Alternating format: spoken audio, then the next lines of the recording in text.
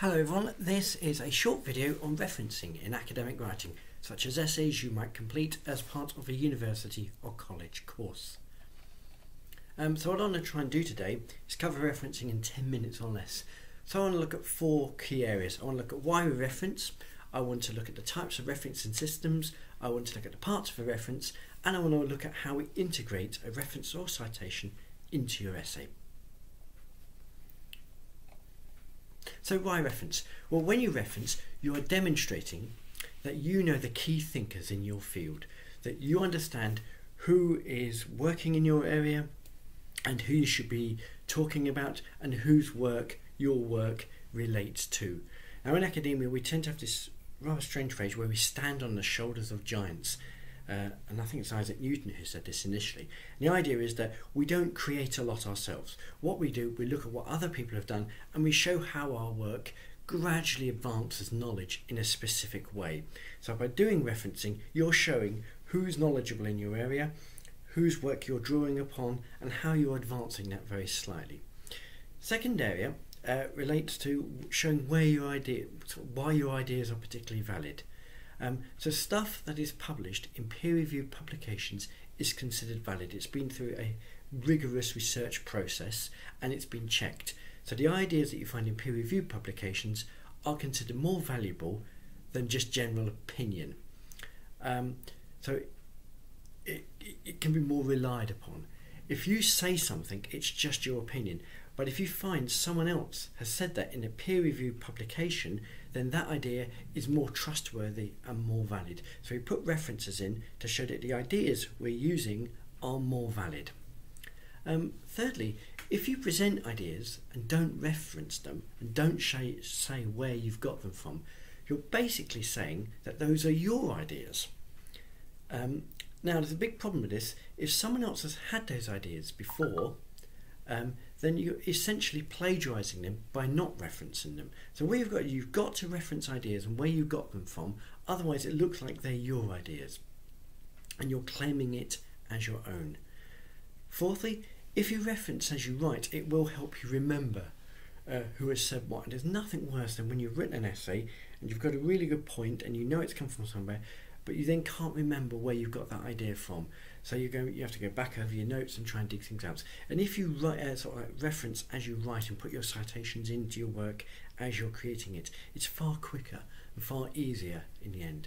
And finally, you're showing you understand the academic conventions of your field.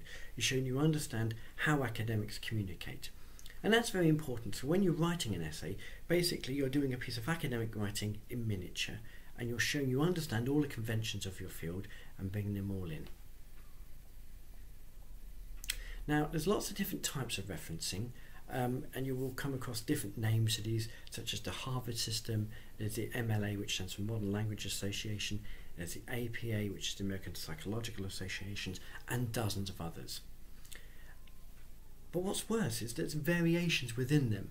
So you'll also have like generations of systems as well. So you might find the American Psychological Association 13th referencing system. Now these different systems exist, and they are because they kind of emerge out of disciplinary need. So different systems are associated with different disciplines and different fields. So some subjects will use one system, whereas another subject will use another. For example, the APA is primarily used within psychological fields. MLA is used within literary and language studies. Harvard is used in another couple of areas.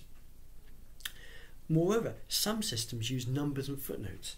Endnotes appear at the end, and you have a little number up in the text, and that relates to a particular footnote down the bottom.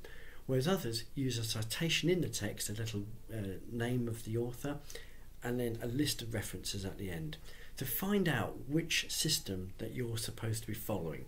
So when you write an essay, you can ask your lecturer or professor or instructor, whatever you want to call them, what system should I be using? Quite often lecturers will produce a pack, like a module guide or something like that, and that will tell you what system you should be using. Stick to that system. The main thing is to be consistent within the body of the essay. Keep your references and citations formatted according to one system. Try and stick to the conventions. It's quite an important aspect. Well, there's various parts of a reference. The bit in the actual text, if it's not one of those numbered systems, but if it's just got like a word in there, it's called a citation, and it looks a bit something like this. So I'm showing you there. So the term gamification has attracted considerable attention in recent years, and that was by McGonigal in 2011. So you've got the idea, and then you've got brackets, McGonigal, comma, 2011, close brackets. And then at the end of the essay, you'd have a full list containing the details of the sources that you've cited.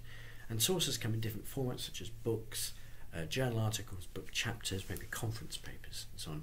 So for the McGonigal one, it was McGonigal, comma J, 2011, reality is broken, and it goes on. And then we've got the place of publication, which was London, and then the publisher. And these are listed together alphabetically at the end.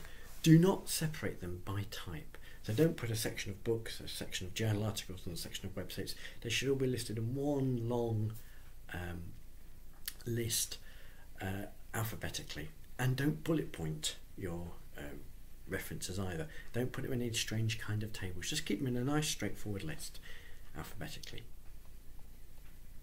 Okay, so using them in the text, we use references in two main ways: to show where an idea comes from. So we paraphrase an idea from a source, and we've used a citation to show where that idea comes from, and to show where an actual quote comes from. And the intention is both the same. We're showing where we got the idea from. So if you're sort of like using attribution and paraphrasing, this may be a big general point that an author makes, or it might be a much more specific point. So I've got a quote here. The term gamification has, well, it's not a quote, sorry, it's a little bit from a journal article I wrote a few years ago. So the term gamification has attracted considerable attention in recent years. Brackets McGonigal 2011. The term is first thought to have been used by computer scientist Nick Pelling in 2002, appearing on his company's website in late 2002, early 2003, brackets Davis 2011, and since then it's increasingly been deployed in literature but become widespread only in the latter half of 2010, Dirtin, Dixon, Khaled and Naki. So what you've got there, the first point is quite a general point that Jane McGonigal makes, so there's one there, and then you get more specific points, but we're using the reference in the same way.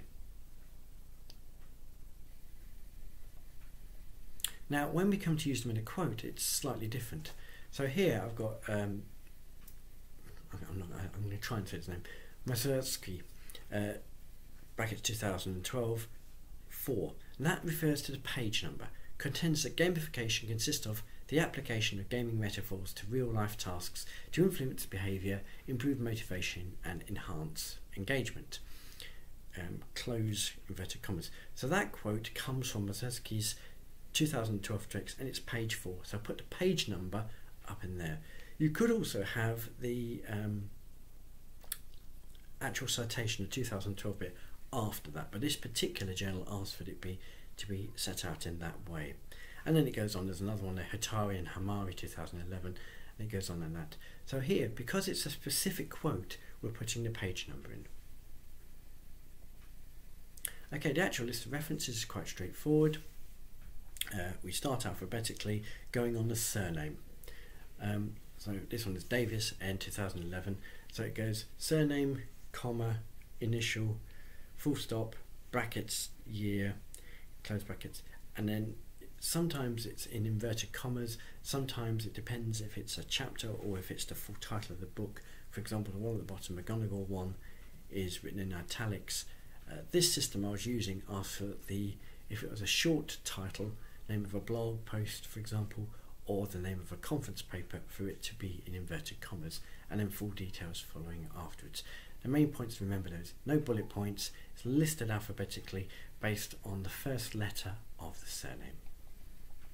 So to conclude, consult the specifics that have been set for the assignment you are doing. Look at the references system they're doing it, stick to the confines of the single system, list all sources alphabetically at the end, and don't put them in a table or give them bullet points. Anyway, I hope that's been of use. Thanks very much for watching. Goodbye now.